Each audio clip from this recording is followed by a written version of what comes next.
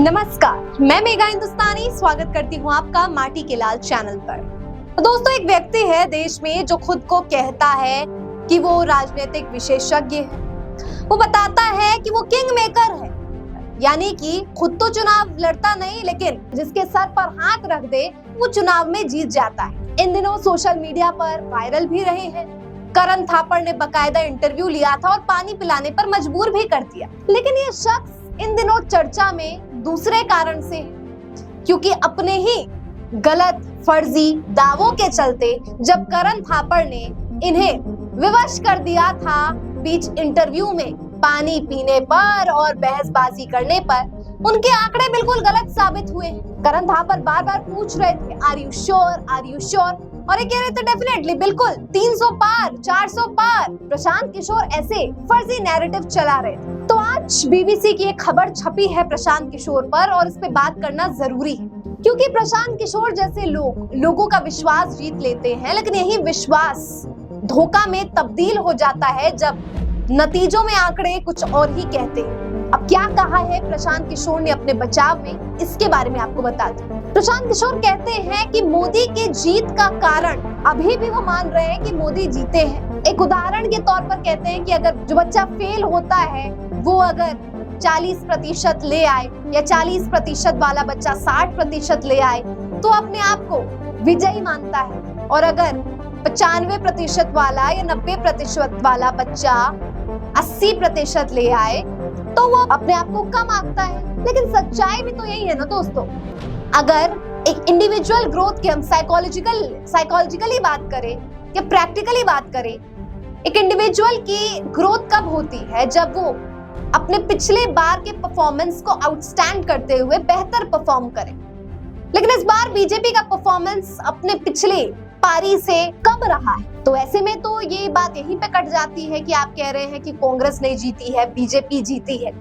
Individual growth या party growth के हिसाब से देखें और आपके ही पिछले परफॉर्मेंस के आधार पर देखें तो आप बहुत, यानी कि भारतीय जनता पार्टी बहुत कम स्कोर किया है। लेकिन यहाँ सवाल दूसरा भी है दोस्तों कि प्रशांत किशोर जैसे लोग जो 5वें चरण के बाद ये भविष्यवाणी करते हैं कि बीजेपी के पक्ष में वोट जा रहे हैं, वो कहते हैं कि मैंने तो 5वें चरण के बाद ये भविष्यवाणी की थी, उसके बाद उससे पहले, यानी पहले, दूसरे, तीसरे, चौथे चरण में बीजेपी को ही फायदा पहुंच रहा था।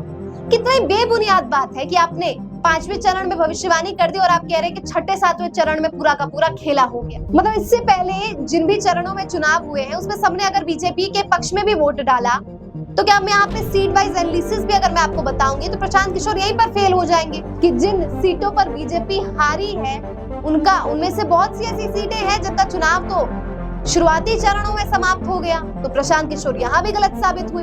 प्रशांत किशोर कहते हैं कि पिछली बार 37% वोट शेयर्स थे और इस बार 36.05, यानी ज्यादा कोई अंतर नहीं, 0.5% ही गिरावट हुई। आप अपनी पार्टी जिस पर आपने विश्वास जताया, या आप जिसे पसंद कर रहे हैं, या आपको ऐसा लगा कि वो सत्ता में आएगी, उसको मेंटेन करने के लिए आप कुछ भी तथ्य लगा देते, कुछ भी बता देते हैं। अगर वोटिंग शेयर में इतना ही गिरावट हुआ है तो फिर दोस्तों ये जो प्रत्यक्ष तौर पर दिख रहा है उसके बारे में आप क्या कहेंगे, जिसमें ये सामने आ रहा है कि बीजेपी को भारी नुकसान हुआ है।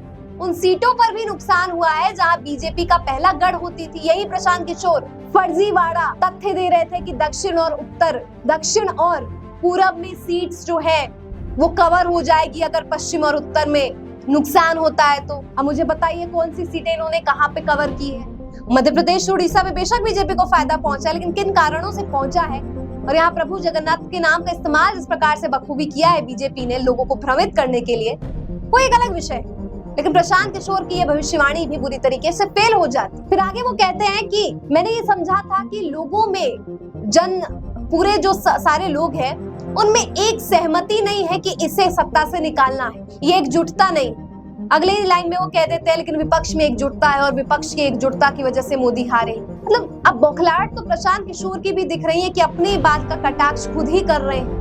पहले खुद ही कह रहे हैं कि एकजुटता लोगों में नहीं है, कोई ऐसा चेहरा ही नहीं है जो मोदी को रिप्लेस कर सके। फिर कहते हैं कि विपक्ष मजबूत था इसीलिए बीजेपी को नुकसान कम पहुंचा है हालांकि, लेकिन थोड़ा सा स्टेबिलिटी। हालांकि प्रधानमंत्री मोदी अभी भी, और सबसे हास्यास्पद तो प्रशांत किशोर ये कह देते हैं कि एनडीए सरकार अगर सत्ता में आती है, मतलब जाहिर तौर पर आएगी ही, तो ऐसे में सरकार चलाने में किसी भी प्रकार की तकलीफें नहीं होगी। अब बताइए, चंद्रबाबू नायडू, नीतीश कुमार, तमाम ऐसे जो लोग गठबंधन की साथी है, अगर उन्होंने अपना अपना पद मांगा, उन्होंने अपने अपने तरीके से सरकार को गवर्न करने की बात कर दी, तो फिर इनकी हैसियत क्या रह जाएगी प्रधानमंत्री मोदी की? कुछ भी नहीं। इन्हें तो हर चीजों के कारण जो है अपने गठबंधन साथियों पर निर्भर होना पड़ेगा। तो ये एक प्रशांत किशोर का ये तुक यहाँ भी नहीं बनता। प्रशांत किशोर यहाँ भी पूरी तरीके से फेल हो जाते हैं। ये बताते, जब वो बताते हैं गठबंधन वाली सरकार बखूबी चलेगी, अच्छी तरीके से चलेगी।